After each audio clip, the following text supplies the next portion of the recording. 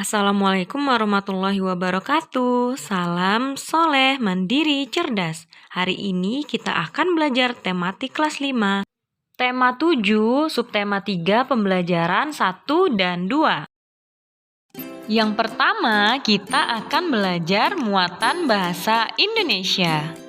Mengidentifikasi surat undangan. Surat undangan merupakan surat yang berisi pemberitahuan dan permintaan kesediaan seseorang untuk datang ke acara atau kegiatan tertentu. Surat undangan harus efektif, singkat, padat, dan juga jelas. Surat undangan dibagi menjadi 2 jenis, yaitu yang pertama, undangan resmi.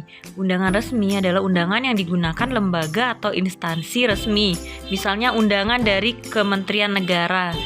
2. Undangan tidak resmi. Undangan yang tidak resmi adalah undangan yang mengatasnamakan pribadi yang ditujukan kepada orang lain untuk menginformasikan kegiatan pribadi orang tersebut, misalnya adalah undangan ulang tahun. Oke, lanjut ke materi berikutnya. Mengidentifikasi ide pokok dan kosakata tidak baku berdasarkan teks.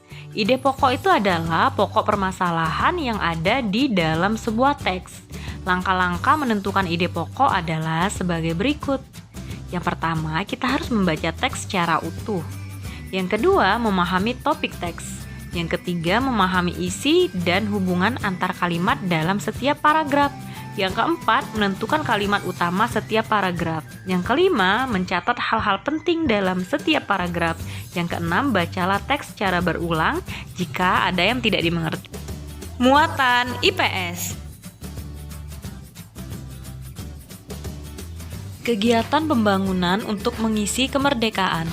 Pembangunan dapat diartikan sebagai suatu proses yang dilakukan oleh manusia untuk memperbaiki tingkat kehidupannya secara material maupun non-material atau spiritual. Dan pembangunan juga dapat diartikan sebagai usaha untuk menciptakan kemakmuran dan kesejahteraan rakyat yang hasilnya dapat dinikmati oleh seluruh rakyat secara adil dan merata. Rancangan pembangunan di tiap negara memiliki perbedaan satu dengan yang lainnya. Hal ini terjadi karena adanya perbedaan kemampuan ekonomi negara dan juga kebutuhan yang ada dalam masyarakat di masing-masing negara tersebut. Berdasarkan tingkat ekonominya, Indonesia tergolong sebagai negara berkembang.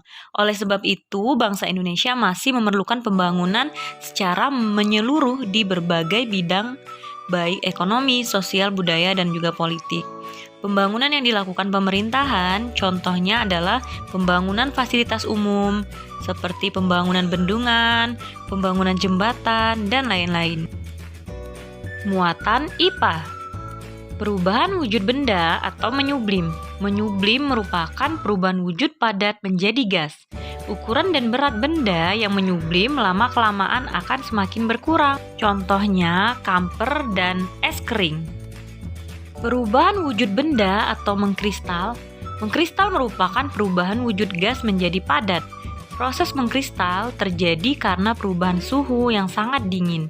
Contohnya dalam kehidupan sehari-hari adalah pembentukan kristal es dari uap air yang sangat dingin, seperti salju. Kita lanjut ke muatan SBDP ya. Karya seni rupa daerah. Jenis-jenis karya seni rupa yang ada di setiap daerah adalah sebagai berikut. 1. Seni lukis daerah. Umumnya menggambarkan objek berupa pemandangan alam, manusia, hewan, tumbuhan dengan nilai-nilai budaya yang ada di daerah setempat. Misalnya seni lukis kemasan dari Bali. 2. Seni patung daerah, yaitu karya seni dengan bentuk 3 dimensi menyerupai manusia, binatang, dan benda-benda baik terbuat dari benda keras ataupun lunak. Misalnya patung barong dari Bali.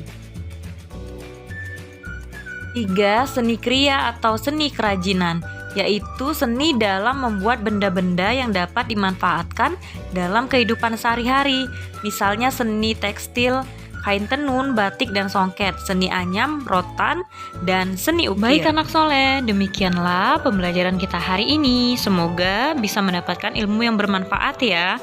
Untuk menutup, mari kita menutupnya dengan membaca Alhamdulillahirobbilalamin. Bunda akhiri, wassalamualaikum warahmatullahi wabarakatuh.